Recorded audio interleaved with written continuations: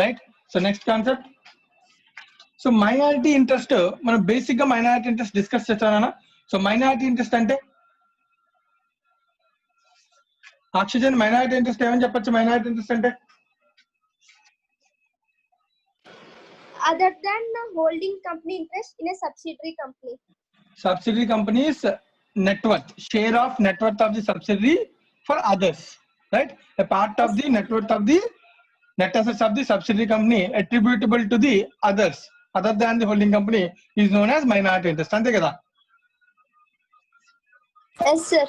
Right. ఇప్పుడు ఈ minority interest లో మనం ఒక చిన్న పార్ట్, ఒక అడిషనల్ స్పెషల్ ప్రావిజన్ మనం ఒకటి మైనారిటీ ఇంట్రెస్ట్ గురించి చూద్దామన్నా, అదే illustration number 4. Special provision in relation to minority interest. So ఒక పాయింట్ ఉందని, ఈ పాయింట్ జాగ్రత్తగా నేను రాస్తాను, అందరూ ఫస్ట్ నోట్ చేసుకోండి. దాని తర్వాత మనం దాని రిలేటెడ్ సమ్ ని చూద్దాం.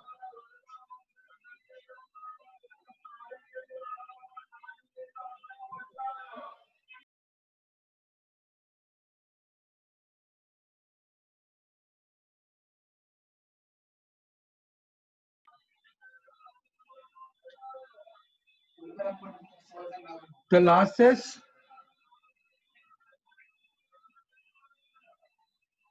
applicable to the minority in a consolidated financial, in a consolidated subsidiary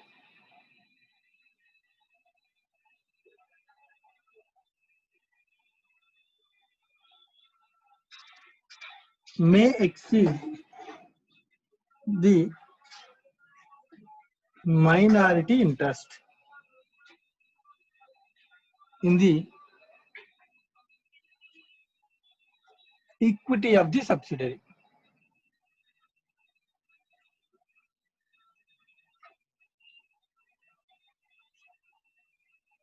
The excess and any further losses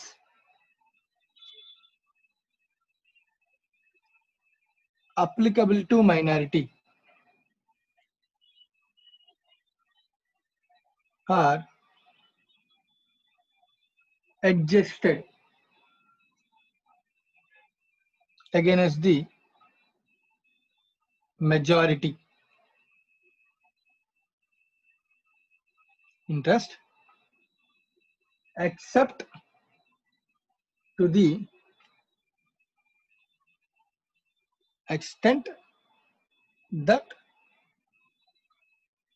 the minority has a binding obligation to and is able to make good the losses.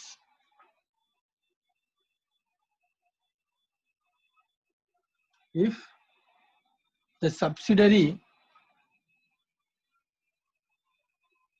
subsequently reports profit,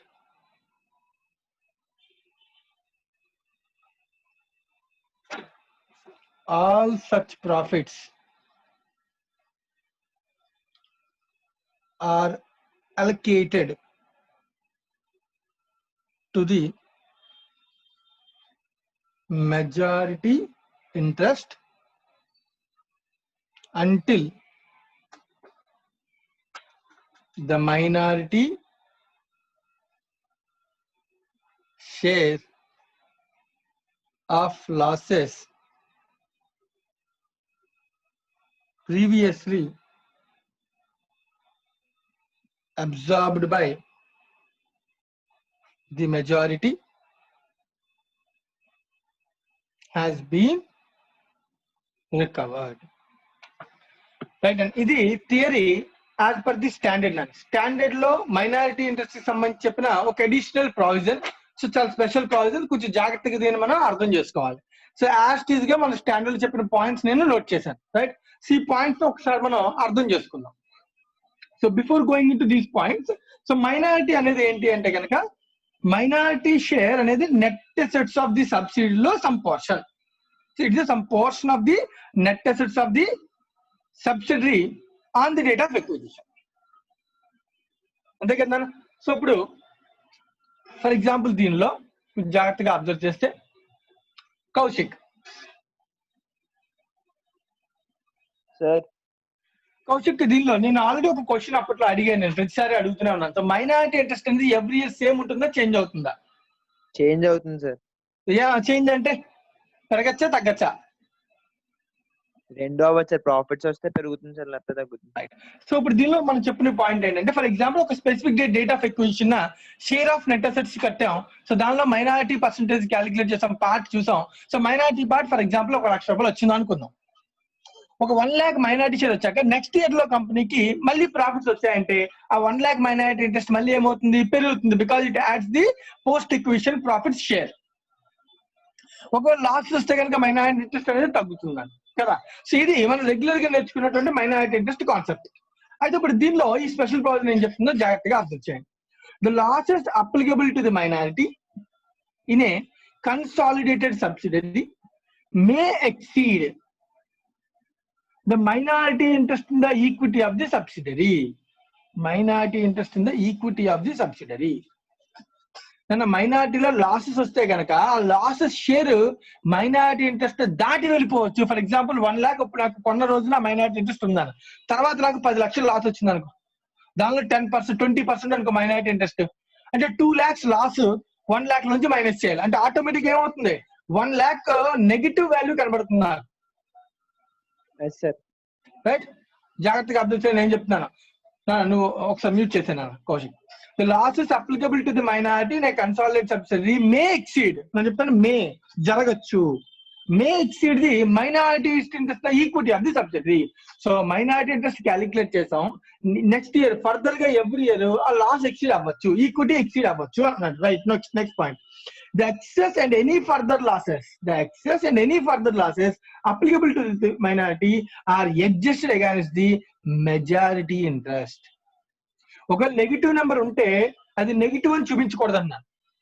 The excess and any further losses applicable to the minority. ఒకవేళ excess కి వెళ్ళిపోతే నాకు వచ్చిన loss net equity దాటి ఇంకా వెళ్ళిపోతుంటే negative number లోకి వెళ్ళిపోతే మైనారిటీ, నెగిటివ్ నెంబర్ చూపించకండి మైనారిటీ.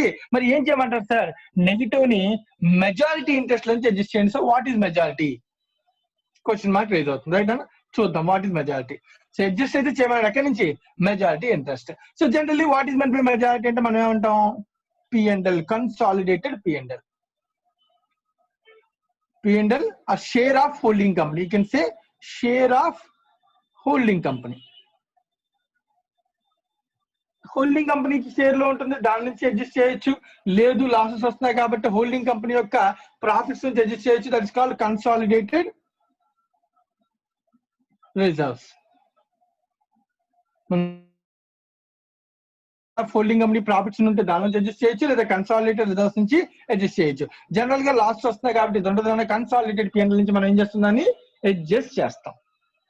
మెజారిటీ ఇంట్రెస్ట్ అంటే consolidated reserve, that means P&L holding company యొక్క షేర్, హోల్డింగ్ కంపెనీ యొక్క reserves, not share, holding company యొక్క రిజర్వ్స్. అయితే ఇంకో పాయింట్ చెప్తాను, except to the extent that the minority has a binding obligation. ఇది obligation కింద binding agreement కింద ఉంటేనే చేయాలి. And is able to make the good the losses. So losses ని చూపించకుండా మైనారిటీలో దాన్ని మెజారిటీ ఇంట్రెస్ట్ నుంచి అడ్జస్ట్ చేసుకోవచ్చు if there is a binding agreement, binding obligation. అంటే హోల్డింగ్ కంపెనీ నేను మైనారిటీకి ఏమైనా లాసెస్ నెగిటివ్ నెంబర్ ఉంటే నేను నా దానిలో రాసుకుంటాను, మైనారిటీకి నెగిటివ్ చూపించను అనే ఆబ్లిగేషన్ ఉంటే గనక సో డెఫినెట్ గా మనం ఏం చేయొచ్చు అన్నా, దాన్ని అడ్జస్ట్ చేయొచ్చు. బాగుంది సార్, అడ్జస్ట్ చేస్తే మరి మెజారిటీ హోల్డింగ్ కంపెనీ యొక్క రిజర్వ్స్ తగ్గిపోతాయి కదా, అది కరెక్ట్ ప్రొసీజర్ కాదు కదా అని నీకు అనిపిస్తుందని. అందుకనే ఇంకొక పాయింట్ చెప్తాను. If the subsidiary subsequently reports profits, మళ్ళీ ఫ్యూచర్ లో సబ్సిడీ కంపెనీకి ప్రాఫిట్స్ వచ్చాయనుకో, మళ్ళీ పాలసీ నెంబర్ స్టార్ట్ అవుతుంది మైనారిటీకి ఎంతో కొంత. ఆ పాజిటివ్ నెంబర్ వచ్చినప్పుడు all such profits are allocated to the majority interest until the minority share of losses previously absorbed by the majority have recovered. నువ్వు ఎంతైతే మైనారిటీ నుంచి మెజారిటీకి నువ్వు ఇప్పటిదాకా అడ్జస్ట్ చేసుకుంటే లేవు నెగిటివ్ నెంబర్ ని, అది మొత్తం జీరో అయ్యేంత వరకు కూడా మైనారిటీకి ప్రాఫిట్ వచ్చినా మైనారిటీకి చూపించకూడదు positive number till the amounts have been recovered. అది వాడు చెప్తున్నటువంటి point. Right, this is the special clause in relation to minority interest. So minority interest గురించి అర్థమవుతుందని ఏం చెప్పాను. సో మైనారిటీ ఇంట్రెస్ట్ అనేది పాజిటివ్ నెంబర్ ఉండొచ్చు, ఎవ్రీ ఇయర్ అది తగ్గొచ్చు. అయితే అలా తగ్గుతూ ఉండే ప్రొసీజర్ లో అది ఈక్విటీని దాటేయచ్చు. ఒకవేళ నెగిటివ్ నెంబర్ వచ్చేసినాక ఓవరాల్ మైనారిటీ ఇంట్రెస్ట్ అది నెగిటివ్ చూపించుకుంటే it should be adjust against the majority interest అని చెప్తున్నాడు. అలాగే నెక్స్ట్ అయినా ఇంకా లాస్ అలా మెజారిటీ చేసుకుంటూ వెళ్తాం. ఎప్పుడైతే ప్రాఫిట్స్ వస్తాయో అప్పుడు ఇమీడియట్ గా మళ్ళీ మైనారిటీ పాజిటివ్ నెంబర్ చూపించకూడదు. ఎంతైతే లాసెస్ ఇంతకు ముందు నువ్వు మెజారిటీకి అడ్జస్ట్ చేసావో ఆ లాసెస్ అన్ని రీప్లేస్ చేసి అప్పుడు మాత్రమే మనం ఏం చేయాలన్నా రిమైనింగ్ అనే దాన్ని ప్రజెంట్ చేసుకోవాలి. This is the thing. Right, so సరే ఇది ఎలా చేయాలి ఏంటి?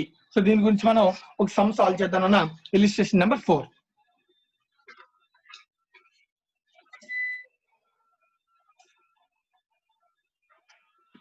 సరే నోట్స్ రాసుకోవాలన్నా నోట్స్ రాయమని కూడా చెప్తూ ఉన్నాను నేను. ఒకవేళ ఇప్పుడు రాయకపోయినా తర్వాత మీరు కంపల్సరీగా నాతో పాటు రాయొచ్చు. 1-2 కంపల్సరీగా వీడియో చూసి నేను నోట్స్ రాసుకోమని చెప్పాను. సో అందుకు కూడా ఇలిస్ట్రేషన్ నెంబర్ 4 సో చదువుతాను. ఫస్ట్ చదివిన తర్వాత సాల్వ్ చేద్దాం. A Limited acquired 70% of the equity shares of B Limited on 1/4/2010 at a cost of 10 lakhs when the B Limited had an equity share capital of 10 lakhs and reserves and surplus of 80,000. So ఈ date లో ఉన్నటువంటి capital 10 lakhs, ఆ రోజు ఉన్నటువంటి reserves and surplus 80,000, total 10,80,000. So 10,80,000 లో what is the minority share అంటే కనుక మనం ఏం చెప్పొచ్చు, 10,80,000 into 30% is the minority share. That means 3,24,000 positive number ఉందండి మైనారిటీ ఇంట్రెస్ట్. క్యాపిటల్ లో షేరు, రిజర్వ్స్ లో షేరు కడతాం కదా, పాజిటివ్ నెంబర్ ఉందన్న. నాకు నెక్స్ట్ ఇయర్ అయ్యింది, తర్వాత ప్రాఫిట్స్ అవ్వచ్చు, లాసెస్ అవ్వచ్చు, what it may be. In the 4 consecutive years B Limited failed badly and suffered losses. 2,50,000 loss, 4 lakh loss, 5 lakhs lakhs, 1,20,000 loss. అంటే ఎవ్రీ ఇయర్ లాసెస్ వస్తూ ఉండవాల నెక్స్ట్ 4 years పాటు. నేను ఎక్కడి నుంచి 10-11 నుంచి స్టార్ట్ అయింది, 10-11, 11-12, 12-13 అలా 4 years పాటు లాసెస్ వచ్చాయండి నాకు. ఆ లాసెస్ వల్ల ఈ 324 పాజిటివ్ నెంబర్ కాస్త ఏమైపోయే ఛాన్స్ ఉంది, లాసెస్ అన్ని ఎగ్జిస్ట్ అయిపోవడం వల్ల నెగిటివ్ అయిపోయే ఛాన్స్ ఉంది. ఇంకా తగ్గిపోతూ జీరో అయిపోయి నెగిటివ్ కూడా వెళ్ళిపోయే అవకాశం ఉంది. జీరో వరకు చూపించచ్చు కానీ నెగిటివ్ కి వెళ్తే చూపించకూడదని మనకి ఇందాక చెప్పినటువంటి point. Thereafter 2014-15 B Limited experienced a turnaround and registered an annual profit of 50, and in the next 2 years 15-16 and 16-17 B Limited recorded an annual profit of 1 lakh and 1,50,000 respectively. 50, 1 lakh, 1,50,000. మళ్ళీ 3 ఏళ్ల పాటు profits వచ్చాయి. Show the minority interest and the cost of control at the end of the each year for the purpose of consolidation. Cost of control ఎప్పుడు మారుతుందా? Cost of control ఒకసారి ఎప్పుడు every year ఒకటే ఉంటుంది. ఎందుకంటే on the date of acquisition ఎంతైతే ఉందో ఆ రోజున నెట్వర్క్ నే మనం కంపేర్ చేస్తాం కాబట్టి. సో కాస్ట్ ఆఫ్ కంట్రోల్ ఎప్పుడు సేమ్ ఉంటుంది. బట్ మైనారిటీ ఇంట్రెస్ట్ అలా కాదు. మైనారిటీ ఇంట్రెస్ట్ లో ప్రీ ఉంటుంది, పోస్ట్ ఉంటుంది. సో పోస్ట్ అనేది ప్రీని కానీ దాటిందంటే కనుక ఎక్సీడ్ అయితే ఆటోమేటిక్ గా నెగిటివ్ నెంబర్ లో కూడా వెళ్ళిపోతుంది. బట్ కానీ కాస్ట్ ఆఫ్ కంట్రోల్ అనేది అలా ఉండదు. The cost of investment is always compared with the network on the date of acquisition. Right, season అనే క్వశ్చన్. సో మనం అడుగుతున్న 2 విషయాలు అడుగుతున్నాడు, ఒకటి మైనారిటీ ఇంట్రెస్ట్, రెండోది cost of control. So change అవ్వని కాస్ట్ ఆఫ్ కంట్రోల్ తర్వాత క్యాలిక్యులేట్ చేద్దాం. ఫస్ట్ మనం చేద్దామన్న మైనారిటీ ఇంట్రెస్ట్. చాలా జాగ్రత్తగా అబ్జర్వ్ చేయాలన్నా minority interest, statement of minority interest.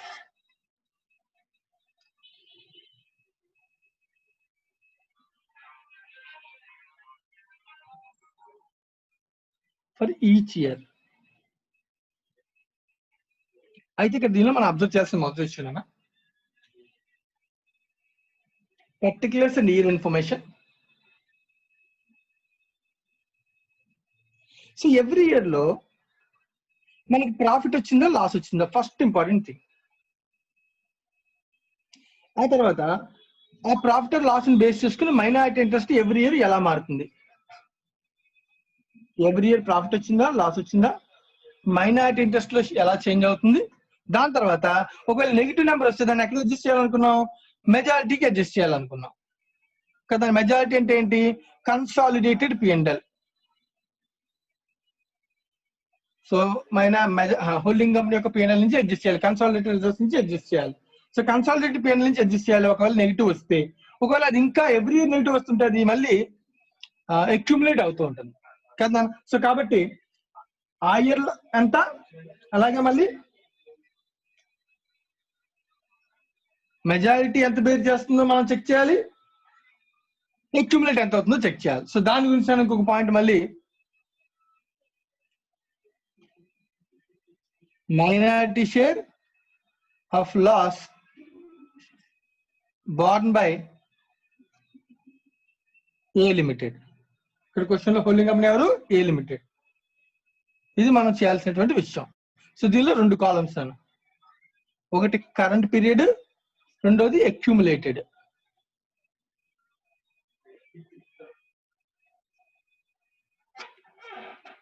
So minority interest 30%, consolidated P&L కి వెళ్ళేది 70%, profit or loss. Minority share borne by the A limited, దానిలో కరెంట్ పీరియడ్ మెజారిటీ ఎంత బేర్ చేస్తుంది మైనారిటీ షేర్ ని, అలాగే అక్యూములేటెడ్ ఎంత. కొంచెం జాగ్రత్తగా అబ్జర్వ్ చేయండి నేను ఏం చెప్తున్నాను. Right, first of all at the time of acquisition, that is on 1/4/2010, beginning of the year. Right, beginning of the year ki so పరిస్థితి ఎలా ఉందో చూద్దాం. నేను ఆశిత,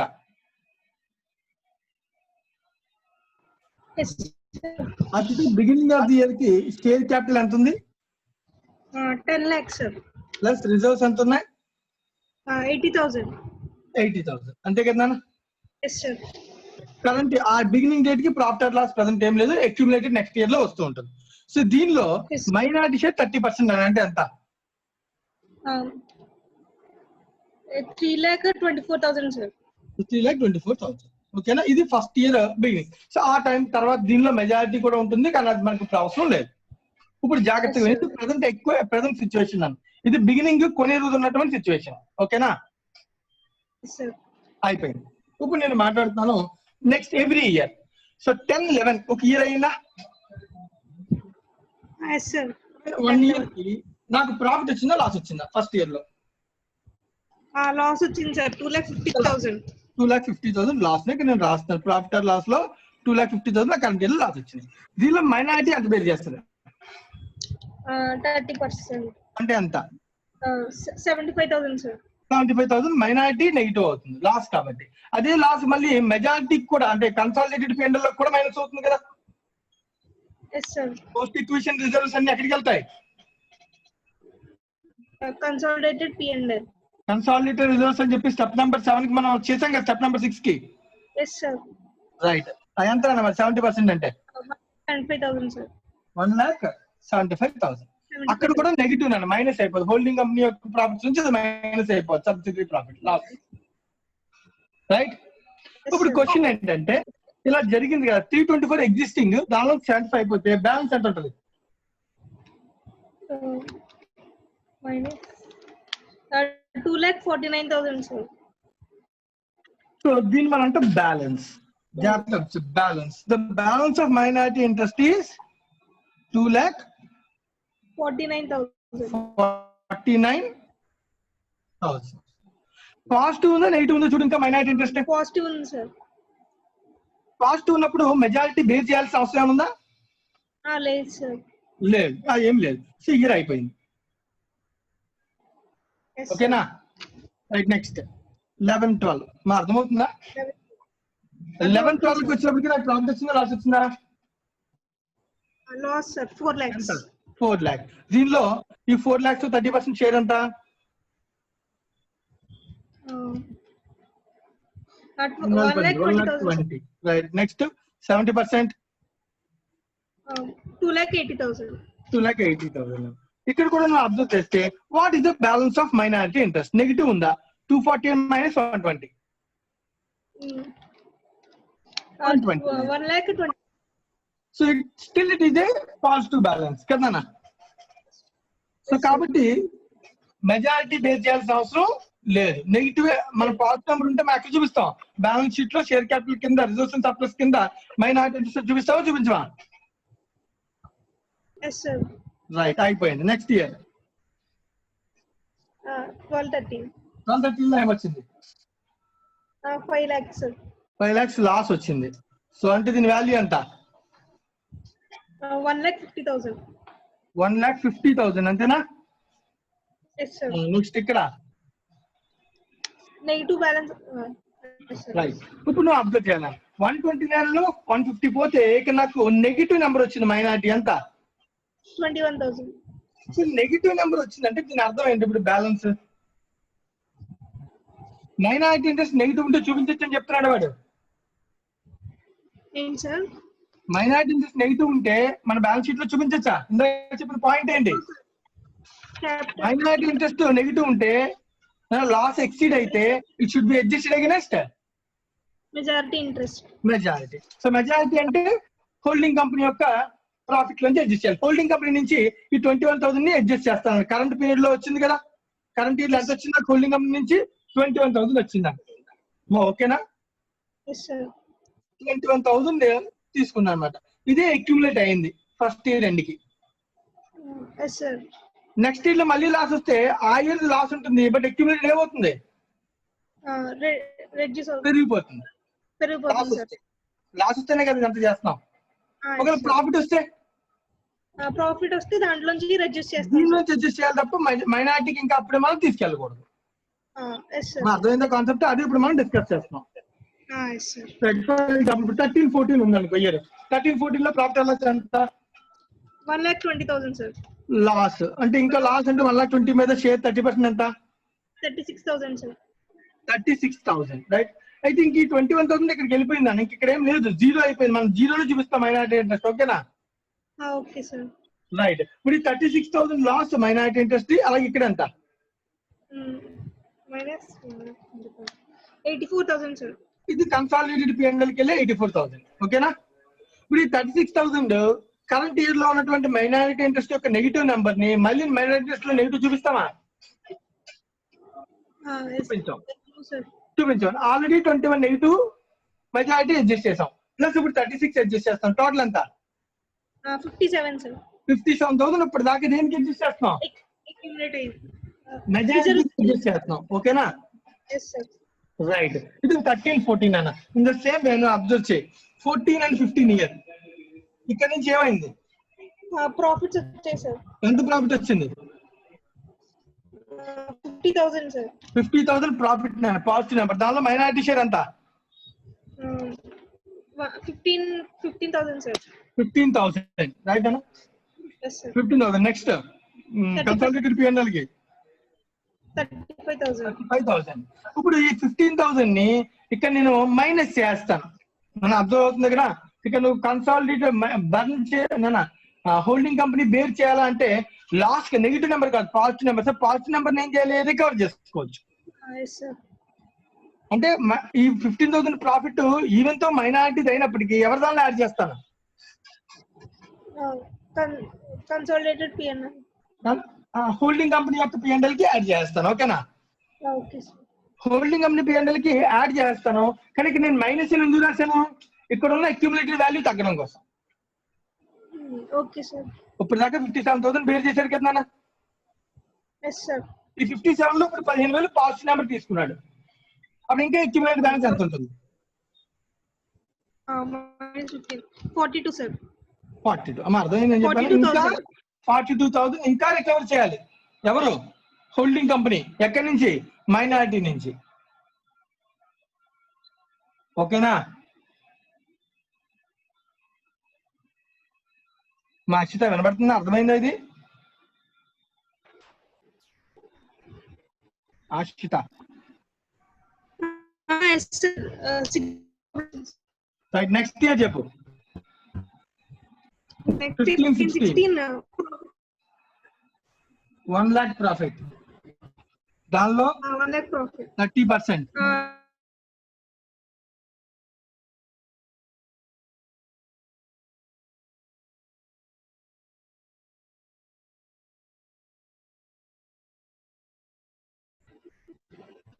రైట్. సో 70,000 30,000 70,000 వాయిస్ కనబడుతుంది ఇప్పుడు 30 70. సో 30,000 మైనారిటీ ఇంట్రెస్ట్ ని మళ్ళీ అడ్జస్ట్ చేయాలన్నా, ఎందుకంటే వీటి తీసుకోడు మెజారిటీకి అడ్జస్ట్ చేస్తాం 30ని. 42 అక్యుములేటెడ్ బ్యాలెన్స్ 30 పోతే ఇంకా 12,000 మిగులుతుంది. Next year 16 and 17. 16, 17 వచ్చేటప్పటికి మళ్ళీ Profit 1,50,000. నేను చేస్తాను. ఓకే, మ్యూట్ చేస్తాను, నేను చేస్తాను, ప్రాబ్లం లేదు. సో 1,50,000 వచ్చింది. ఈ 1,50,000 లో సో మళ్ళీ వీడి share 30%. So 1,50,000 into 30%, that is 45,000. 45,000 ఉందన్న. అలాగే వీడి share minus 1,50,000, that is 1,05,000 profit consolidated P&L ఆ ఇయర్కి వెళ్ళింది. అయితే ఈ 45 లో మొత్తం అంతా కూడా అడ్జస్ట్ చేయడానికి లేదు, ఎందుకంటే నేను ఇంకా 12,000 రికవర్ చేస్తే చాలు. అంటే 12,000 మాత్రమే నేను రికవర్ చేసి జీరో చేస్తాను అక్యుములేటెడ్ బ్యాలెన్స్.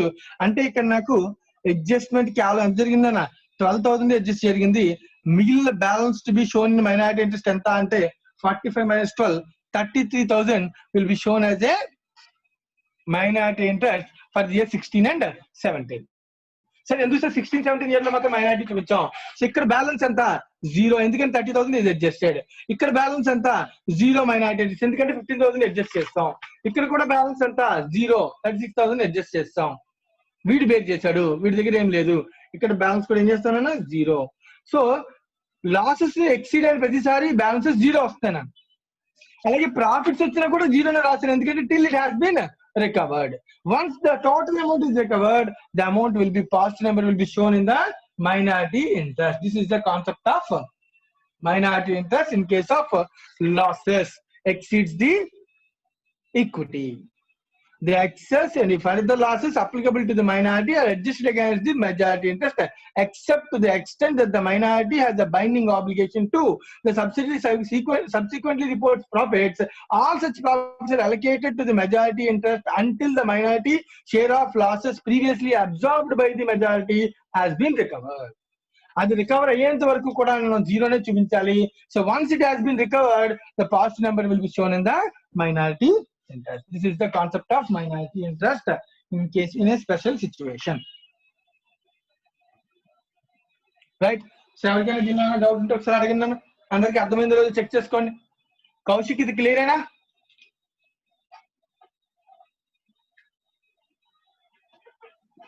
సార్ లోకేష్, అర్థమైందని అన్నది?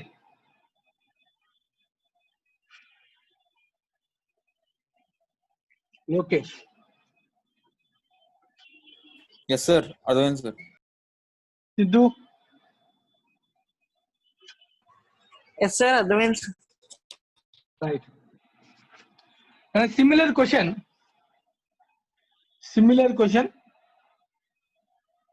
ప్రాక్టీస్ క్వశ్చన్ నెంబర్ 3 వర్క్ చేయండి. మీరు సాల్వ్ చేయండి, దాన్ని నేను చెప్పాల్సిన అవసరం లేదు. Almost similar question. ఇంకా మనకి పెండింగ్ ఉన్నాయి 2 questions. Illustration number 8 and illustration number 9.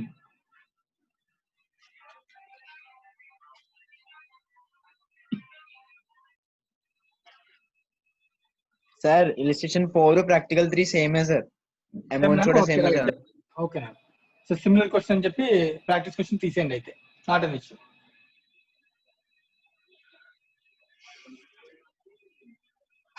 So next concept,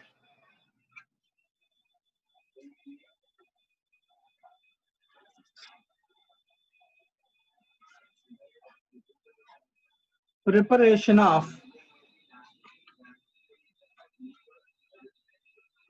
consolidated P&L account.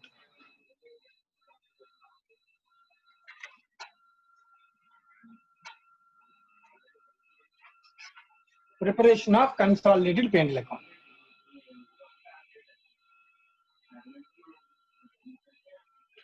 ఈ కాన్సెప్ట్ మనం నేర్చుకోవడానికన్నా ముందు ఒక చిన్న బేసిక్ క్వశ్చన్ ఫస్ట్ నేను అడుగుతాను, దాని తర్వాత ఇక్కడ ఏం చెప్తుందో నేను చెప్తాను. Right, Lokesh. Yes sir. Lokesh, general గా మనం సబ్సిడీ యొక్క మొత్తం ప్రాఫిట్ అంతా తీసుకుని హోల్డింగ్ లో కలిపేస్తామా? No sir. లేదు. ఏం చేస్తాం ప్రాఫిట్ ని? అది రేషియో బట్టి పంచుతాం సార్. రేషియో బట్టి పంచుతాం ఒకటి, ఎందుకంటే దానిలో కొంత మైనారిటీకి వెళ్ళాలి, కొంత హోల్డింగ్ కి వెళ్ళాలి కాబట్టి కదా అన్న. Yes sir. అంతే కదా అన్న. Yes sir. రైట్. అలాగే ఇంకా నువ్వు అబ్జర్వ్ చేస్తే హోల్డింగ్ కంపెనీలోకి వెళ్ళిన షేర్ మొత్తం కూడా నీకేమి కనబడదు, అది అక్కడ దేంతో అడ్జస్ట్ అయిపోద్ది. కన్సాలిడేటెడ్ అంటే హోల్డింగ్ కంపెనీ హోల్డింగ్ కంపెనీస్ నేను మాట్లాడుతున్నాను సబ్సిడరీ కంపెనీ యొక్క ప్రాఫిట్స్ ని pre acquisition first of all నువ్వు అబ్జర్వ్ చేస్తావు. సబ్సిడరీ కంపెనీ యొక్క ప్రాఫిట్స్ ని ప్రీ పోస్ట్ కింద ఫస్ట్ పెడతాం. Yes sir. ఓకేనా. ప్రీ అయినా Yes, sir. పోస్ట్ అయినా మైనారిటీ షేర్ మైనారిటీ ఇంట్రెస్ట్ కి వెళ్ళిపోద్ది. Yes sir. But holding company share ఏమవుద్ది? హోల్డింగ్ కంపెనీ షేర్ కొంచెం మైనారిటీ కాస్ట్ ఆఫ్ ఇన్వెస్ట్మెంట్ కి అడ్జస్ట్ అవుద్ది. Post acquisition Yes, sir. Profits అంతా కూడా ఎక్కడికి వెళ్తాయి? Balance sheet. బ్యాలెన్స్ షీట్ వెళ్తాయి. ఇది కదా మనం చేసేది. అంటే అల్టిమేట్ గా బ్యాలెన్స్ షీట్ లో కనబడే సబ్సిడీ యొక్క ప్రాఫిట్ ఎంత అని అడిగితే ఏం చెప్తావు? Post acquisition profit sir. Post acquisition holding company share. Profit sir. ఎందుకంటే మైనారిటీ సపరేట్ గా పిఎంఎల్ అని కనబడుతుంది కదా, ఏమని కనబడుతుంది? Minority interest. Minority interest. Right. అర్థమవుతుంది కదా Lokesh? So yes sir. Post acquisition share of profits of the subsidiary of holding companies worth part is only be shown in consolidated reserves. అంతే కదా? Yes sir. రైట్. ఇప్పుడు question ఏంటంటే ఇది మనం చేసేది consolidated balance sheet లో మనం చేసే అడ్జస్ట్మెంట్ కదా. Yes sir. ఇప్పుడు క్వశ్చన్ ఏంటంటే కంట్రోల్ అనేది ఎంత పర్సంటేజో కాబట్టి దాని హోల్డింగ్ కింద మైనారిటీ కింద అడ్జస్ట్ చేస్తున్నాం. కానీ నిజంగా మాట్లాడితే వాట్ ఈస్ ద కంట్రోల్ అని అంటే 100% మనం నేర్చుకున్నావా లేదా? Yes sir. అందుకనే కదా మనం అసెట్స్ అండ్ లయబిలిటీస్ ఎంత పర్సెంటేజ్ యాడ్ చేస్తాం? Full 100%. Full value. In the same way consolidated P&L చేసేటప్పుడు కూడా మనం ఫుల్ వాల్యూ 100% యాడ్ చేసేయాలన్న all expenses and incomes. Holding company profit sale ఉంది, సబ్సిడీ సేల్ ఉంది, రెండింటిని 100% యాడ్ చేస్తాం. కానీ నిజంగా మాట్లాడితే సబ్సిడీలో మనకు వచ్చేది కొంత పార్టే. కానీ ప్రస్తుతానికి ఓవరాల్ గా ఫస్ట్ ప్రజెంటేషన్ కోసం ఏం చేస్తాం? అన్ని యాడ్ చేస్తాం. అప్పుడు అన్ని యాడ్ చేస్తే టోటల్ సబ్సిడీ యొక్క ప్రాఫిట్ యాడ్ అయిపోద్ది. మరి దాని నుంచి నేను ఏమి అడ్జస్ట్ చేస్తే కన్సాలిడేటెడ్ బ్యాలెన్స్ షీట్ లో ఉండే ప్రాఫిట్ వస్తుంది? Minority interest. Minority interest share. Next దానిలో ప్రీ ఉన్నా పోస్ట్ ఉన్నా మైనారిటీకి వెళ్ళాల్సింది మైనారిటీకి వెళ్ళాలి కాబట్టి మైనారిటీ ఇంట్రెస్ట్ షేర్ మైనస్ చేస్తాం. Next pre acquisition profits. Pre acquisition profits of subsidiary company. Subsidy company pre acquisition profits మొత్తం అంతా మైనస్ చేస్తావా? No sir. నేను మళ్ళీ చెప్తాను జాగ్రత్తగా. ఫర్ ఎగ్జాంపుల్ ఒక ఇయర్ లో 1,00,000 రూపాయలు సబ్సిడీ ప్రాఫిట్ వచ్చింది. Line by line addition 100% add చేసాం అనుకో. నన్ను జస్ట్ కాన్సెప్ట్ క్లారిటీ కోసం చెప్తున్నాను ఇదంతా. ఓకేనా? జాగ్రత్తగా నేను చెప్తున్నాను. సబ్సిడీ కంపెనీకి 1,00,000 రూపాయలు ప్రాఫిట్ వచ్చింది. Line by line addition of అన్ని ఎక్స్పెన్స్ ఇన్కమ్స్ యాడ్ చేస్తే నేను ఎంత యాడ్ చేసినట్టు? మొత్తం ఫుల్ సార్ 1 lakh యాడ్ చేసినట్టు. ఎగ్జాంపుల్ ప్రకారం 1 lakh. ఓకేనా? Yes sir. రైట్. ఇప్పుడు నేను అంటాను 1 lakh లో ప్రీ ఉంది పోస్ట్ ఉంది. ఉండొచ్చు కదా, ఎందుకంటే ఇయర్ మధ్యలో కొన్నాను అనుకో, ప్రీ పోస్ట్ ఉండొచ్చు ఉండకూడదా? Yes sir. ఉండొచ్చు. రైట్. ప్రీ పోస్ట్ లో ప్రీ అయినా పోస్ట్ అయినా మైనారిటీ షేర్ ఎక్కడికి వెళ్ళిపోద్ది? మైనారిటీ ఇంట్రెస్ట్ లో. సో కాబట్టి వచ్చిన ప్రాఫిట్స్ లో నుంచి మైనారిటీ షేర్ కట్టి మైనస్ చేసేచ్చా లేదా? Yes sir. ఎందుకు ఏం కనుక్కోవడం కోసం నేను మాట్లాడుతున్నాను. బ్యాలెన్స్ షీట్ లో ప్రాఫిట్స్, బ్యాలెన్స్ షీట్ లో P&L ఎంత ప్రాఫిట్ చూపించాలని దానికోసం నేను మాట్లాడుతాను. ఓకేనా? Yes sir. మనం ఇప్పుడు చేసిన బ్యాలెన్స్ షీట్ లో రాసిన P&L కి సబ్సిడీ షేర్ కి ఇప్పుడు చేస్తున్న P&L కి డిఫరెన్స్ నీకు అర్థమైతే అది ఇప్పుడు ఏం చేయాల్సిన అవసరం లేదు. కానీ నీకు డిఫరెన్స్ అర్థం కావాలి కదా. ఇక్కడ ఎందుకు మొత్తం యాడ్ చేస్తాం, అక్కడ ఎందుకు చూపిస్తాం అంటే డిఫరెన్స్ అడ్జస్ట్ చేస్తాం. ఓకేనా? Yes sir. Right. Minority interest share అది ప్రీ అయినా పోస్ట్ అయినా తీసేస్తాం, ఎందుకంటే అది ఎక్కడికి వెళ్ళిపోద్ది? మైనారిటీ ఇంట్రెస్ట్కి వెళ్ళిపోద్ది. ఇంకా ఏం తీసేస్తాం? Pre acquisition holding company share sir. అది ప్రీ ఎక్విజిషన్ సబ్సిడీ యొక్క pre acquisition profits holding company share, దాన్ని కూడా తీసేస్తాం. ఎందుకని? అది కాస్ట్ ఆఫ్ కంట్రోల్ లో కవర్ అయిపోతుంది సార్. కాస్ట్ ఆఫ్ ఇన్వెస్ట్మెంట్ కి అడ్జస్ట్ అయ్యి కాస్ట్ ఆఫ్ కంట్రోల్ వస్తుంది కాబట్టి దాని నుంచి మైనస్ చేస్తాం. అప్పుడు మిగిలిన ఆటోమేటిక్ ఏం మిగులుతుంది? P&L shown in balance sheet. కాదు ఫైనల్ గా ఏం మిగులుతుంది అంటే ఎగ్జాక్ట్ గా post acquisition profits of subsidiary total గా కూడా కాదు, holding company share, yes sir. Right, అది మిగులుతుంది. సో మనం ఇప్పుడు ఈ డిఫరెన్స్ అడ్జస్ట్మెంట్స్ ఏమీ మనం చేయాల్సిన అవసరం లేదు. ఎందుకంటే అది కన్సాలిడేటెడ్ బ్యాలెన్స్ షీట్ లో ఆల్రెడీ మనం చేసేస్తాం, ఆల్రెడీ మనం చేస్తున్నాం కూడా. సో మనం ఇక్కడ ఈ క్వశ్చన్ లో ఇప్పుడు మనం మాట్లాడుతుంది కేవలం ఏంటంటే కన్సాలిడేటెడ్ P&L తయారు చేయమని అడుగుతున్నాడు. అంటే సింపుల్ గా మనం ఏం చేయాలంటే అసెట్స్ ఎక్స్పెన్సెస్ ఇన్కమ్స్ ఏవైతే ఉంటాయో అన్నిటిని యాసెట్స్ కి ఎంత పర్సెంటేజ్ యాడ్ చేయాలి? 100% యాడ్ చేయాలి. Because we are having the 100% control. Maybe the percentage is less, but having the control indirectly having the 100% control కాబట్టి సో P&L అకౌంట్ లో మొత్తం అంతా ఏం చేయాలన్నా యాడ్ చేసేయాలి. ఓకేనా లోకేష్? Yes sir. రైట్, ఇప్పుడు ఆయన చెప్తున్న పాయింట్ ఇదేనన్నా. సో నేను జాగ్రత్తగా నోట్ పాయింట్స్ చెప్తాను, జాగ్రత్తగా రాసుకున్న. Point number 1, all the items of profit or loss are to be added line by line basis and నేను అర్థం చేయాలి. Line by line basis 100% add చేసేమన్నాడు. And inter company, most important point అనేది, inter company transactions should be eliminated from consolidated figures. Consolidated figures. Most important point is that intercompany transactions should be eliminated. Intercompany transaction అంటే for example holding company సబ్సిడరీకి sale చేసింది అనుకో, holding company books లో sale ఉంటుంది, అది purchasing company books లో purchase ఉంటుంది.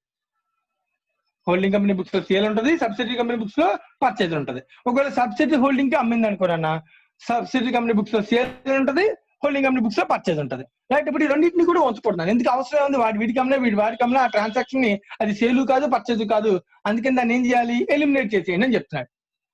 అంటే టోటల్ సేల్స్ నుంచి ఇక్కడ మైనస్ చేయాలి, టోటల్ పర్చేజ్ నుంచి అక్కడ మైనస్ చేయాలి. Similar to inter company ఓవింగ్స్.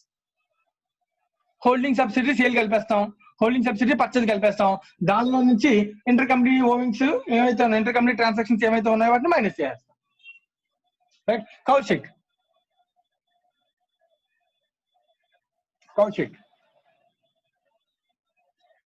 Sir Kaushik ఇప్పుడు ఇలా ఎలిమినేట్ చేయడం వల్ల ప్రాఫిట్ ఏమైనా చేంజ్ అవుద్దా?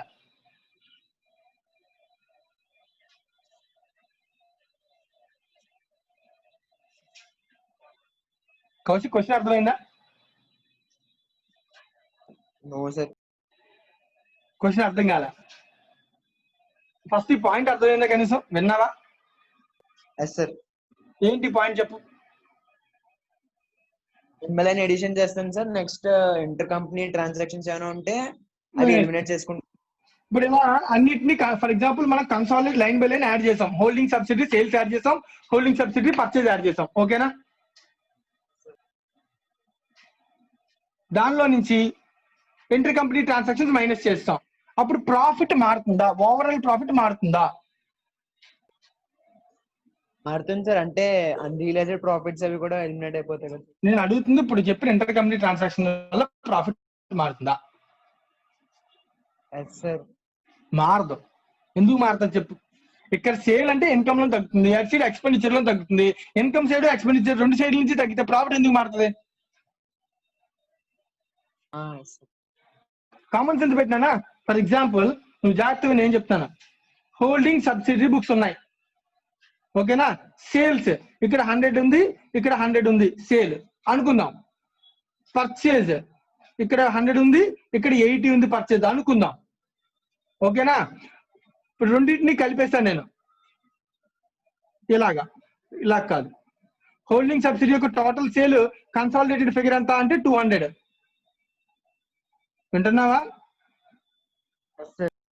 ఆ కన్సాలిడేటెడ్ ఎక్స్పెండిచర్ ఎంత? 180. ఓకేనా? అప్పుడు నేను క్వశ్చన్ ఏమడుతానంటే కన్సాలిడేటెడ్ సేల్ 200, కన్సాలిడేటెడ్ పర్చేజ్ 180 కదా. ఈ రెండే ఉన్నాయి అనుకుందాం. ఫర్ ఎగ్జాంపుల్ హోల్డింగ్ కంపెనీకి సేల్ పర్చేజ్ సారీ సేమ్ అయిపోయినాయి కదా, ఒకసారి 200 చేద్దాం. సో 200 మైనస్ 100 అప్పుడు ఎంత అవుతుంది ఇక్కడ ప్రాఫిట్ చెప్పు? 100. 100 మైనస్ 80 ప్రాఫిట్ ఎంత? 20. కౌశిక్ వింటున్నావా? టోటల్ ప్రాఫిట్ ఎంత చెప్పు? 120. ఇప్పుడు నేను ఏమన్నానంటే ఇది 300, ఇది 180. సో 300 మైనస్ 180 కూడా ఎంతనా? 120. ఓకేనా? అప్పుడు నేను క్వశ్చన్ ఏమన్నానంటే హోల్డింగ్ సబ్సిడీకి సేల్ చేసింది ఒక 10 రూపీస్. హోల్డింగ్ సబ్సిడీకి 10 రూపీస్ సేల్ చేసింది. ఈ 10 రూపీస్ ఎక్కడ ఉంటుంది చెప్పు? సేల్స్ లో ఉంటుంది సార్. హోల్డింగ్ సేల్స్ లో ఉంటుంది. ఇదే 10 రూపీస్ ఎక్కడ ఉంటుంది చెప్పు? సబ్సిడరీ పర్చేజ్ లో. అంటే ఇక్కడ నుంచి ఒక 10 మైనస్ చేయాలి, ఇక్కడ నుంచి ఒక 10 మైనస్ చేయాలి. టోటల్ సేల్ నుంచి ఒక 10 మైనస్ చేయాలి, టోటల్ పర్చేజ్ నుంచి ఒక 10 మైనస్ చేయాలి. లోకేష్ కౌశిక్ ఓకేనా? అప్పుడు నెట్ సేల్ ఎంత? 290. నెట్ పర్చేజ్ ఎంత? 170. 290 మైనస్ 170 ఎంత? 120 సార్. సేమా డిఫరెంటా? ఏ కౌశిక్ సేమా డిఫరెంటా? కౌశిక్ సేమే సార్. మరి కదా అర్థమైందా నీకు ఏం చెప్పాను నేను? సో ఇంటర్ కంపెనీ ట్రాన్సాక్షన్స్ ని ఎలిమినేట్ చేసేంత మాత్రాన మన ప్రాఫిట్ లో ఎటువంటి చేంజ్ జరగదు. ఓవరాల్ ప్రాఫిట్ లో ఎటువంటి చేంజ్ జరగదు. క్లియర్? ఎవరికైనా డౌట్? రైట్. ఫస్ట్ పాయింట్ ఇది గుర్తు పెట్టుకోవాలి. సో మనం 100% line by line addition of expenses, assets sorry incomes, expense అన్ని అడ్జస్ట్ చేసినప్పుడు ఓవరాల్ ప్రాఫిట్ లో అయితే చేంజ్ ఉండదు. ఎందుకంటే ఒక సైడ్ ఇన్కమ్ తగ్గుతుంది, ఒక సైడ్ ఎక్స్పెండిచర్ తగ్గుతుంది. సో అర్థం కావాలనుకుంటే you can take this example. Right. Next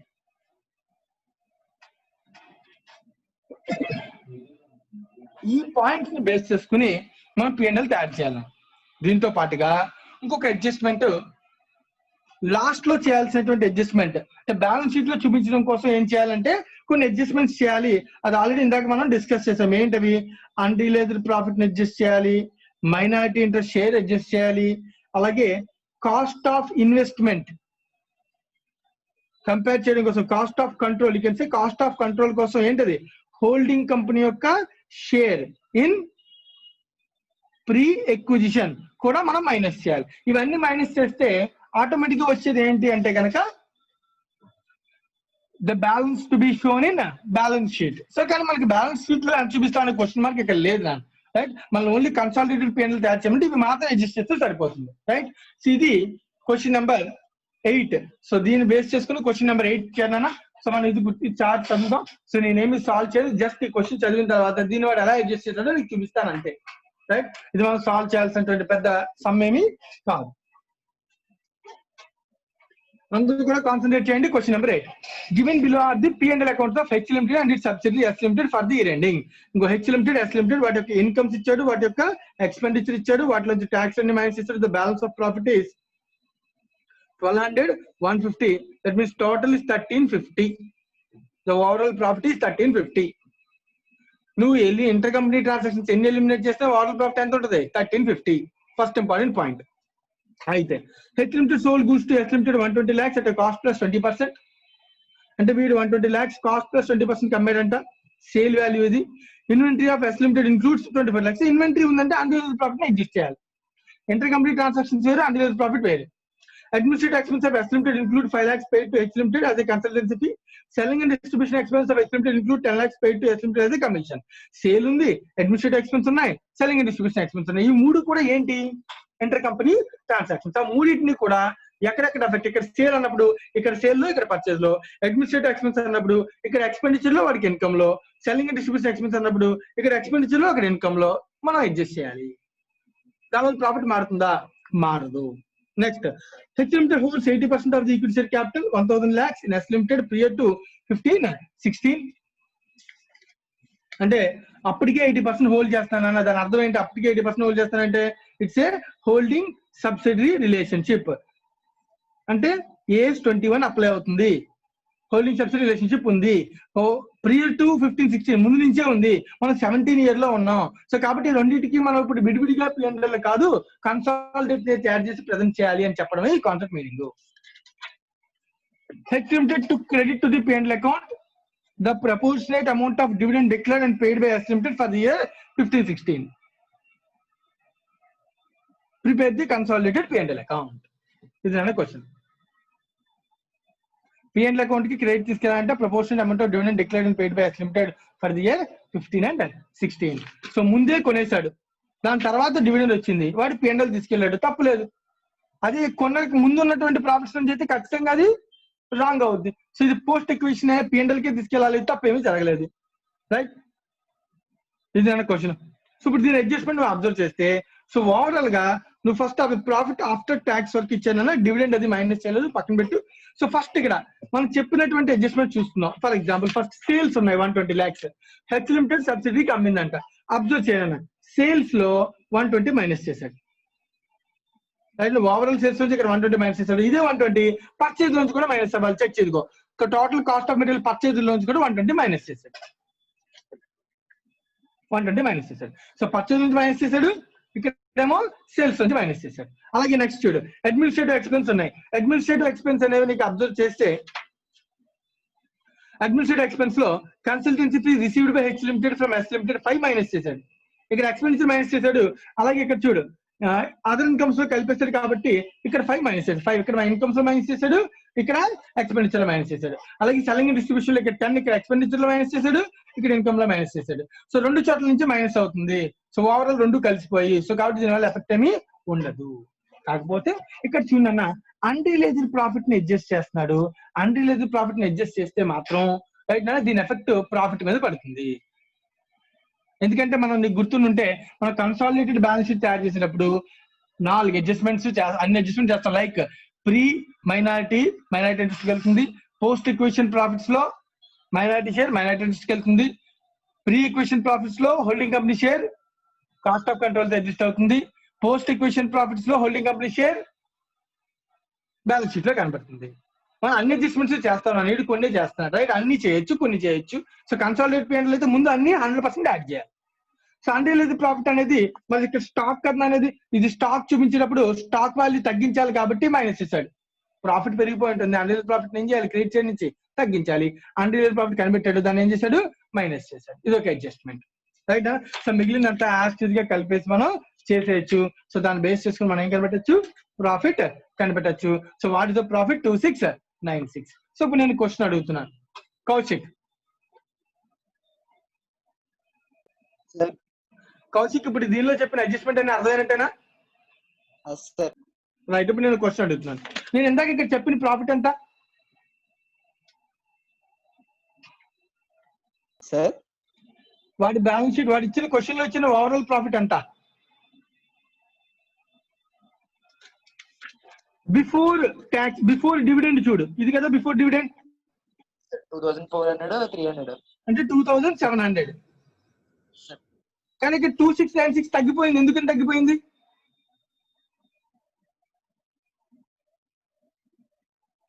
ఎందుకు తగ్గింది? తగ్గకూడదు కదా. Unrealised profit unrealised profit excess adjustment చేయడం వల్ల తగ్గింది, ఇంటర్ కంపెనీ ట్రాన్సాక్షన్స్ వల్ల కాదు. ఓకేనా? రైట్, ఇది ఇప్పుడు ఇది ఇక్కడ చేయకుండా మనం ఎక్కడ చేయొచ్చు కావాలనుకుంటే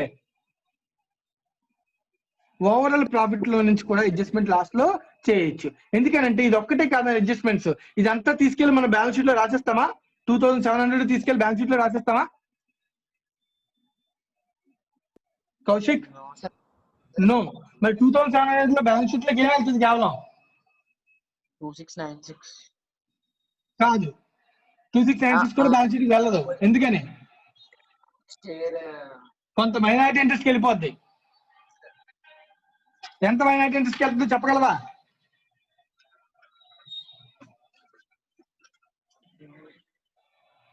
ఇక్కడ వచ్చిన సబ్సిడరీ ప్రాఫిట్ లో పర్సంటేజ్ ఎంత 20%. ఓకేనా? Yes sir. మరి ఆ అడ్జస్ట్మెంట్స్ అన్ని మనకి ఇవ్వలేదు కాబట్టి అవన్నీ మనం చేయట్లేదు. ప్రీ ఎంతో తెలియాలి, పోస్ట్ ఎంతో తెలియాలి, బ్యాలెన్స్ షీట్ కి ఎంత వెళ్తుందని క్వశ్చన్ నేను అడగలేదు. జస్ట్ కన్సాలిడేటెడ్ పేనల్ తయారు చేయమన్నాడు. అంటే సింపుల్ గా మనం కన్సాలిడేటెడ్ పేనల్ చేసేప్పుడు మన మైండ్ లో ఉండాల్సిన ఒకటే విషయం ఏంటి, 100% లైన్ బై లైన్ ఎడిషన్ చేయాలి. సో దాంతో పాటు ఏం మైనస్ చేయాలి, unrealised profit, inter company transactions ని ఎలిమినేట్ చేయాలి. అన్రియలైజ్డ్ ప్రాఫిట్ చేయకపోయినా నష్టం ఏమి లేదు నాన్న, ఎందుకంటే అవన్నీ అడ్జస్ట్మెంట్స్ చేశాకే బ్యాలెన్స్ షీట్ కి వెళ్తుంది బ్యాలెన్స్. ఓకేనా? Yes sir. రైట్. మినిమం గా చేయాల్సిన పనులు ఏంటి చెప్పు మళ్ళీ. కన్సాలిడేటెడ్ పేనల్ అడిగితే మెయిన్ గా చేయాల్సిన వర్క్ ఏంటి, లైన్ బై లైన్ ఎడిషన్ చేసుకొని లైన్ బై లైన్ ఎడిషన్ 100% చేయాలి. నెక్స్ట్ ఇంటర్ కంపెనీ ట్రాన్సాక్షన్స్ ని ఎలిమినేట్ చేయాలి. సెంటర్ కంపెనీ ట్రాన్సాక్షన్స్ ఎలిమినేట్ చేయాలి. అదే నేను చెప్పినటువంటి theory point. All the items of P&L account are to be added line by line basis and intercompany transactions should be eliminated from the consolidated figures. అంతే.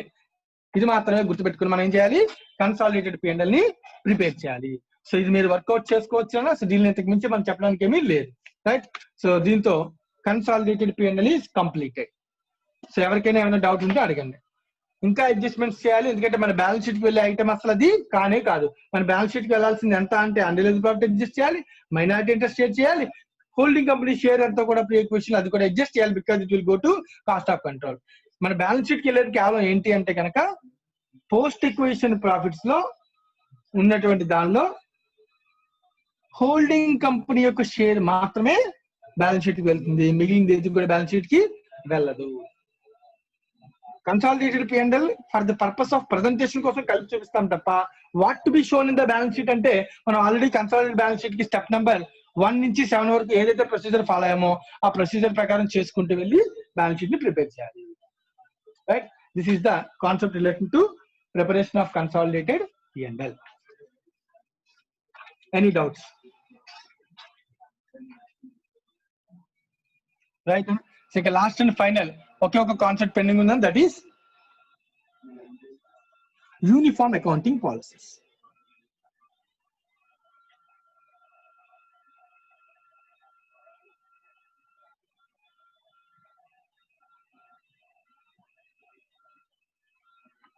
So uniform accounting పాలసీకి సంబంధించి ఇది కూడా important. ఒక టూ పాయింట్స్ ఉంటాయి, జాగ్రత్తగా గుర్తుపెట్టుకోవాలి.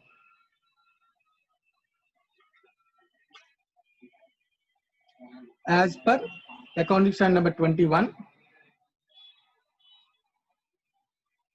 the consolidated financial statements are prepared using uniform accounting policies.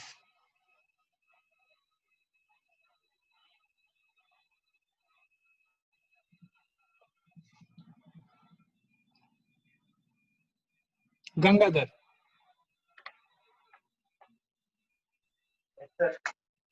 Gangadhar, దీనిలో so first of all what is meant by accounting policy?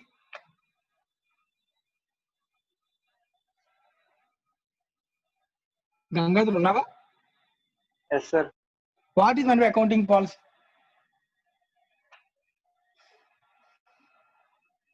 Accrual.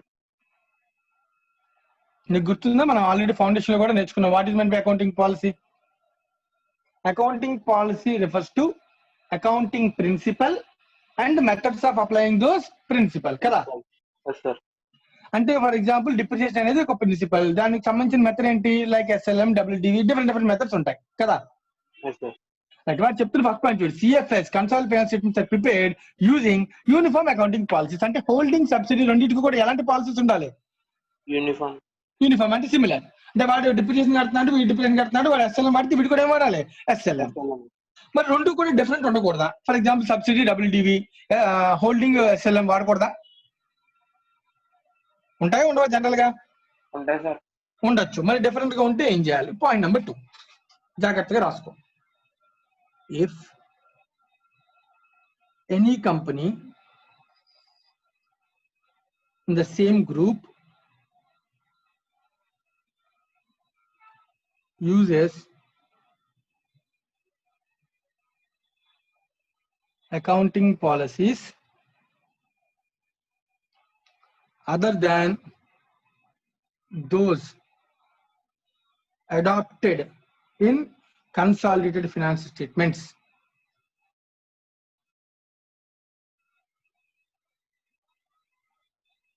Appropriate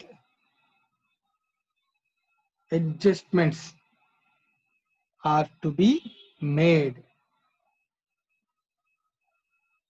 to its financial statements.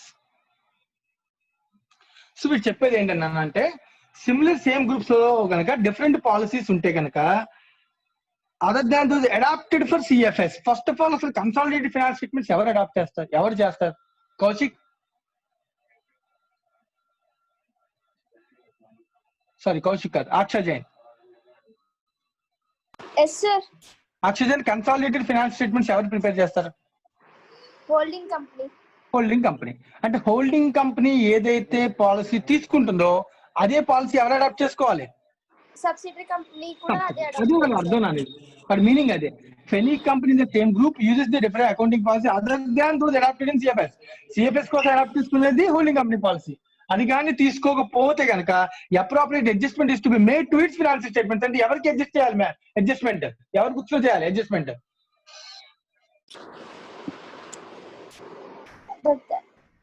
అంటే సబ్సిడరీ బుక్ లో adjustment చేయాలి sir. Subsidiary book లో adjust చేయాలి. అంటే subsidiary book లో ఇచ్చినటువంటి policy different గా ఉంది హోల్డింగ్ కంపెనీది.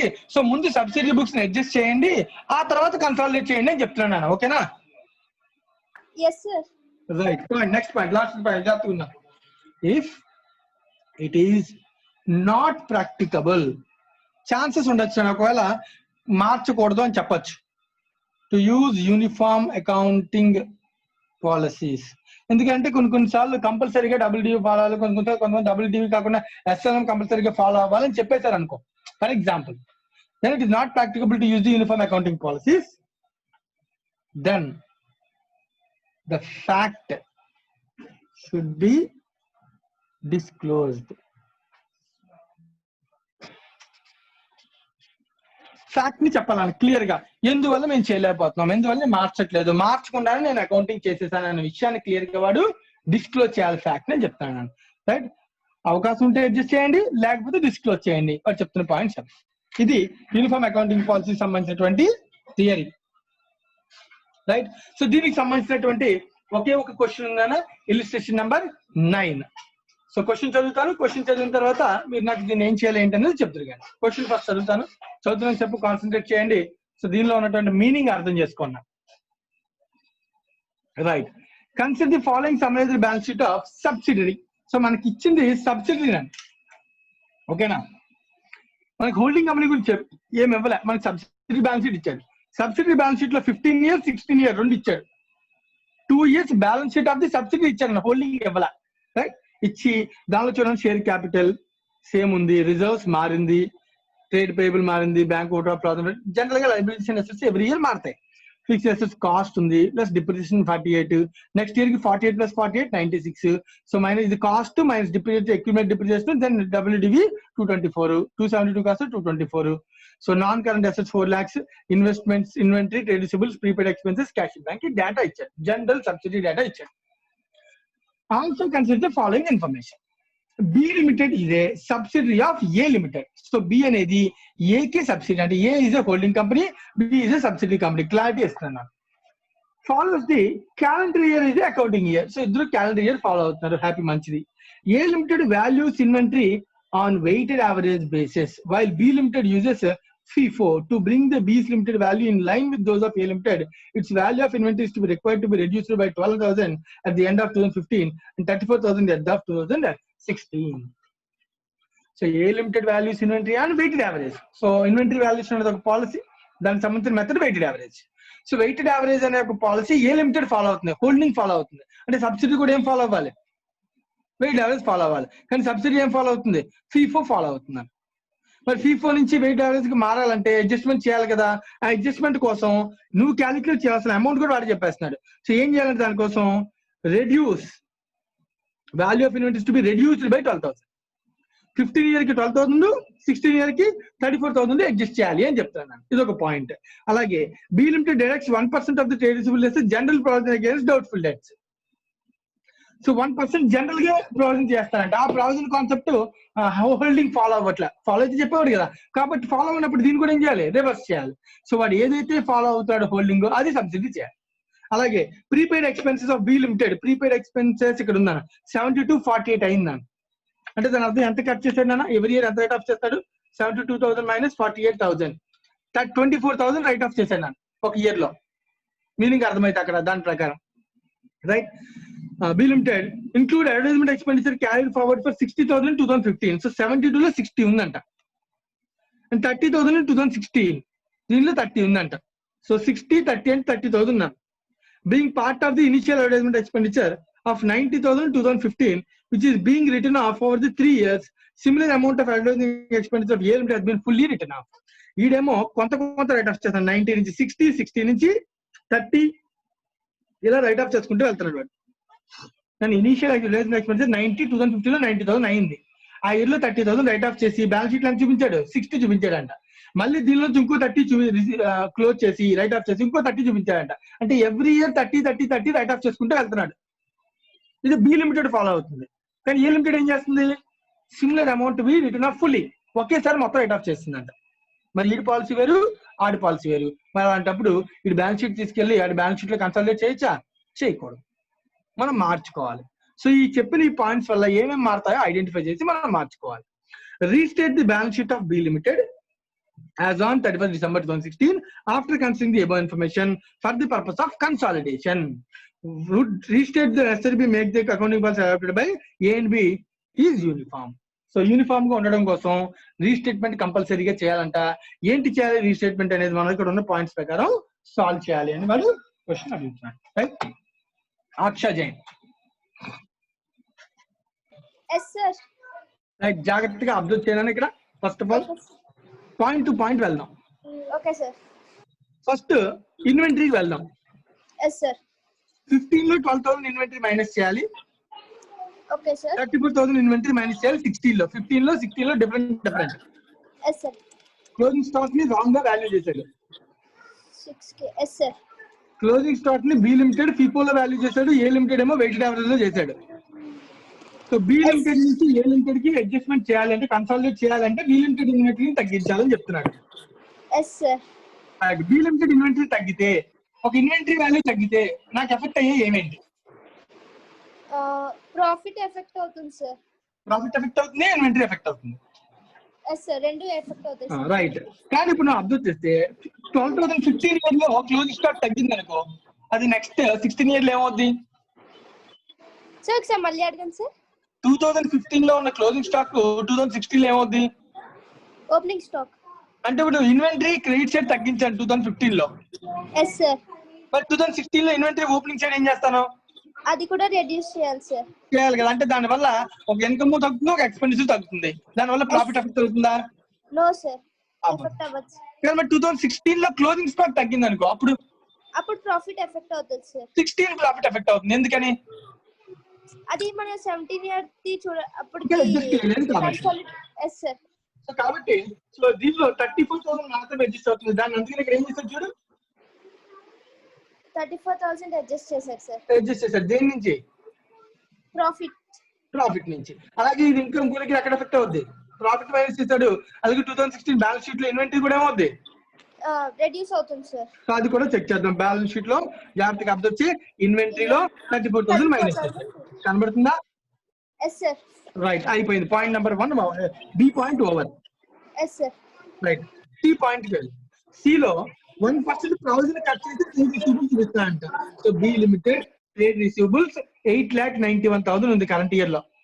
Yes sir. Trade receivables 8,91,000. మరి 8,91,000 అనేది 1% తగ్గించాక తగ్గించక ముందా? తగ్గించాక సార్. తగ్గించాక. అంటే this will be equals to 99%. కానీ ఇప్పుడు తగ్గించకూడదు, ఎందుకంటే మనకి పాలసీ సేమ్ ఉండాలి. వాడు తగ్గించుకుంటే మనం తగ్గించకూడదు. కాబట్టి మనం ఏం చేయాలి, దీన్ని యాడ్ బ్యాక్ చేయాలి సార్. యాడ్ బ్యాక్ చేయాలి. సో అదే చేస్తాను, add back. Reverse this will be equals to 99. What about the 100? ఓకేనా? వాట్ అబౌట్ ది 100 అని క్యాలిక్యులేట్ చేస్తే ఎంత అవుతుందో చూడు, 9 lakhs. Yes sir. 9 lakhs లో ఆల్రెడీ ట్రేడ్ రిసీవబుల్ ఎంత ఉంది, 8,91,000 ఉంది సార్. అంటే 1% వాల్యూ ఎంత, 9,000. ఈ ప్రావిజన్ ఎక్కడి నుంచి మైనస్ చేశాడు ఆల్రెడీ? ఈ ప్రొవిజన్ ని ట్రేడ్ రిసీవబుల్స్ సార్. ఈ ప్రావిజన్ అనేది ఎక్కడి నుంచి క్రియేట్ చేస్తాం జనరల్ గా? Trade receivables sir. Trade receivables నుంచి ప్రజెంట్ చేస్తారన్న, బట్ క్రియేషన్ ఎక్కడి నుంచి చేస్తాం? ప్రావిజన్ P&L సార్ కదా, P&L టు ప్రావిజన్ కదా. P&L టు ప్రావిజన్ ఎంట్రీ రాసిన తర్వాత అది బ్యాలెన్స్ షీట్ లో ఏం చేస్తాం? ప్రావిజన్ లైబిలిటీ షీట్ రాయకుండా అసెట్ లో ఏం చేస్తాం? మైనస్ చేసి ప్రజెంట్ చేస్తాం. Yes sir. ఇప్పుడు ఆ ప్రావిజన్ అవసరం లేదు, మరి P&L కి దాన్ని ఏం చేయాలి? యాడ్ బ్యాక్ చేయాలి సార్. ట్రేడ్ రిసీవబుల్స్ లో కూడా యాడ్ చేయాలి సార్. అంతే, ట్రేడ్ రిసీవబుల్స్ లో కూడా దాన్ని యాడ్ చేసుకోవాలి. కాస్ట్ యాడ్ చేసి 9 lakhs. ఓకేనా? Yes sir. సో అసెట్ మారింది, రిజర్వ్ మారింది. క్లియర్? Yes sir. ఇది యాడ్ అయింది, ఇది మైనస్ అయింది అన్న డిఫరెన్స్ అర్థమవుతుంది కదా? Yes sir. రైట్. అలాగే ఇప్పుడు అడ్వర్టైజ్మెంట్ ఎక్స్పెండిచర్ సంగతి చూద్దాం. Last and final point. Expenditure 15 లో 90 ఉంది. 115 లో ఎస్ సార్. 15 లో 90,000 ఎక్స్పెండిచర్ ఇంకా అయింది. Yes sir. అయితే 15 ఎండింగ్ కి ఎంత బ్యాలెన్స్ చూపించాడు? 60 సార్. అంటే దాని అర్థం ఎంత ఆల్రెడీ రైట్ ఆఫ్ చేశాడు? 30 రైట్ ఆఫ్ చేశారు. 30. ఆ తర్వాత 16 కి ఎంత బ్యాలెన్స్ చూపించాడు? 30 సార్.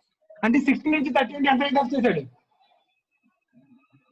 30 సార్. 30.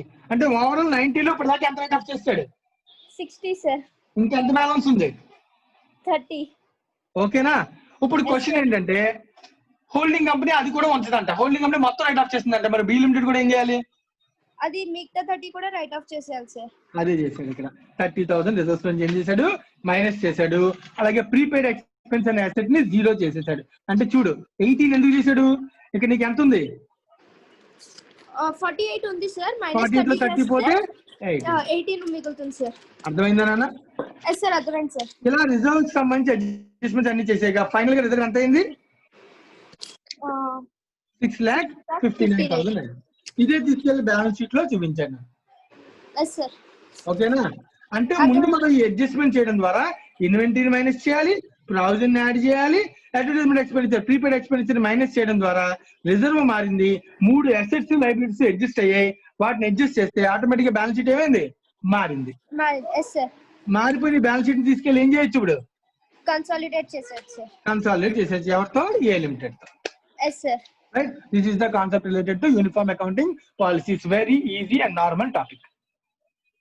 Right?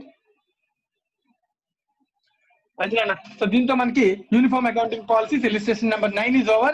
ఈ బ్యాలెన్స్ షీట్ కూడా మీరు ప్రిపేర్ చేయొచ్చు. పెద్ద కష్టం కాదు. మనం ఆల్రెడీ చాలా బ్యాలెన్స్ షీట్ తయారు చేసాం. జస్ట్ రిజర్వ్స్ అడ్జస్ట్మెంట్ ఏముంది ఇక్కడ నీకు తెలుస్తుంది. అసెట్స్ లయబిలిటీస్ ఎక్కడెక్కడ మారాయని నేను ఆల్రెడీ చూపించాను. సో వీటి ద్వారా మనం ఈ బ్యాలెన్స్ షీట్ ఈజీగా ప్రిపేర్ చేయొచ్చు. రైట్? సో దీంతో మనకి కన్సాలిడేటెడ్ ఫైనాన్స్ స్టేట్మెంట్స్ అనే టాపిక్ కూడా కంప్లీట్ అయిపోయింది. సో దీంతో మనకి అడ్వాన్స్డ్ అకౌంటింగ్ సంబంధించిన 80 మార్క్స్, నియర్లీ 80 మార్క్స్ సిలబస్ అంతా కూడా కంప్లీట్ అయిపోయింది. పార్ట్నర్షిప్ కంప్లీట్ అయిపోయింది. సో కంపెనీ అకౌంట్స్ లో ఈసాప్, బైబ్యాక్, అమాల్గమేషన్, రికన్స్ట్రక్షన్, లిక్విడేషన్ అయిపోయింది. Banking, non banking and consolidation so అంతా కూడా కంప్లీట్ అయిపోయింది. సో టోటల్ సిలబస్ అంతా కూడా మనకి కంప్లీట్ అయిపోయింది ఈ సెషన్ తో. రైట్?